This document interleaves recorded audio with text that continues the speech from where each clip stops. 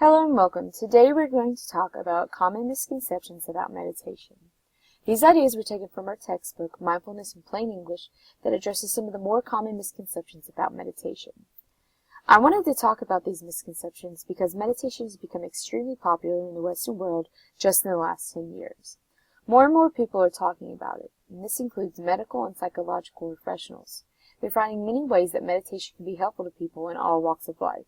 However, even though there's a lot of interest in meditation, it's still an unknown to many people. Meditation is from a different culture, and therefore many misconceptions lurk around it. It is the goal of this presentation that some of the incorrect ideas about meditation can be lifted away.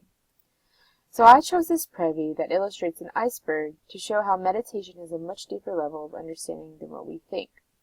Like we see the polar bear here sitting on a little bit of the iceberg. He doesn't fully understand what's all going on. Our penguin, however, has dived deep into the water and developed a sense of what is truly going on with the iceberg. So to start, let's look at a picture of what a lot of people commonly mistake or believe that meditation is. So this picture seems a little ridiculous and is showing a very abstract, cosmic-like person with lights blowing out of them. A very mysterious and different-looking idea. This can easily spur out a misconception or misunderstanding about meditation. However, when we do get a better understanding, we get closer to something like this that looks truly closer to it. It's a little more realistic than the last picture. There's less mystery and confusion going on in this picture. So, in order for us to clear a mental image of meditation, we're going to talk about some of the common misconceptions about meditation. This will allow us to see the full iceberg and create a truthful image like the one the penguin is seeing. The first misconception about meditation is that meditation is just a relaxation technique. Some people believe that if you meditate, you will immediately fall asleep. This is incorrect. It is more than just relaxation. One of the goals of meditation is to create awareness. This awareness is built on relaxation and concentration together. With these working together, there is an awareness that can be used for the ultimate goal, which is insight. So, there is relaxation in meditation, but the goal is much larger than that. There are some meditations that are meant specifically to help quiet the mind, but many are used to settle, not silence the mind. The next misconception is that meditation means going into a trance. This is also incorrect. For Buddhist meditation specifically, some meditations do use hypnotism to help induce benefits, but not insight meditation. Insight meditation actually does not ask you to clear your mind and remove all your thoughts. Instead, you will become more aware of these emotions and thoughts and be able to organize them in a way that lets you clearly see. If you think of it, here is our light bulb as our idea, and all these things are surrounding it. We're not wanting to completely get rid of all these things and blank our mind, but put them in their own place and move them out of the way so that the idea is clearly seen and able to be taken care of. In meditation practice, if you are becoming unconscious, then you're not technically practicing correctly. Another clear difference with meditation is that you have the control. It's not up to someone else to guide you to an idea. All the work is done by yourself. The next misconception is that meditation is a mysterious practice that cannot be understood. This is incorrect once again. Meditation is abstract, which makes it strange to try and use concrete and functional ideas to describe it. Many of the experiences and ideas about it are very difficult to put into words. It's like breathing or walking. You know how to do it and what it feels like, but trying to explain it step by step seems almost impossible. It's just an experience that one must go through in order to fully understand it. This experience can be set in a secular way as well. There is no need to convert to Buddhism to understand or experience meditation correctly. The next misconception is that the purpose of meditation is to become psychic. Again, this is wrong. As we previously stated, the goal of meditation is awareness and insight into our lives. This removes the idea that needing psychic powers comes first. So if we were to understand Buddhist meditation completely, we should note that there are ancient records of psychic and mystical phenomenon. Some of these include mind reading and walking on water. So if you agree with the Buddhist ideas, then these powers are real but very complex.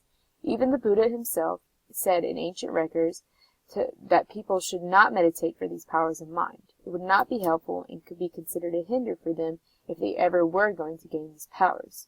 The best thing to do here is not to anticipate them whatsoever, especially in very early stages of practicing meditation.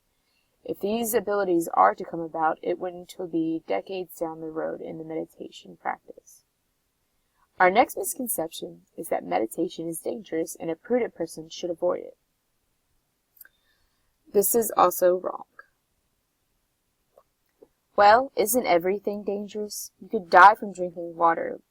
Yes, it's scary to think of something new and dealing with things that involve yourself specifically. However, in cultivating awareness, you can be less afraid of dangers. In this awareness, you can come to understand that suffering and death will inevitably happen to all of us and every single one.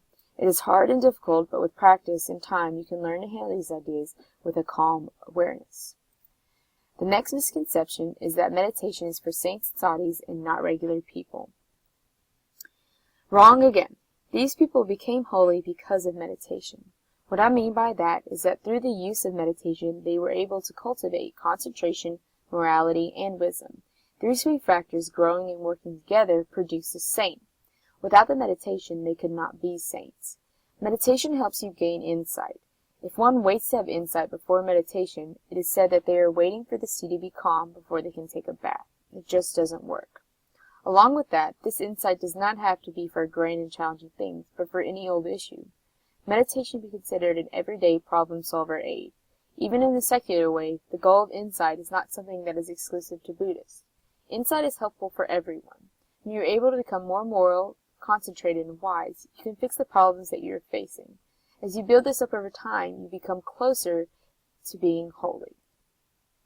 The next misconception is that meditation is running away from reality. This is also very wrong. Meditation is the exact opposite of this. Meditation does not ask you to push away your problems and think about something else. It forces you to face what's going on.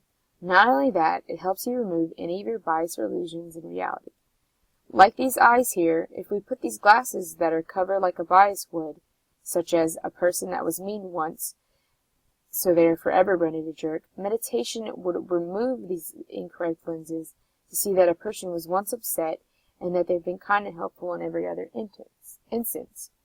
It really helps shine a light on who you are and what reactions you're automatically making because you avoid looking at things differently and continue to see through biased lenses. Our next misconception is that meditation is a great way to be high. This is incorrect, and in all honesty, I find this hilarious that people would believe this. Meditation does give a blissful feeling when done correctly, but these feelings cannot just be induced. This bliss in meditation comes from releasing tension.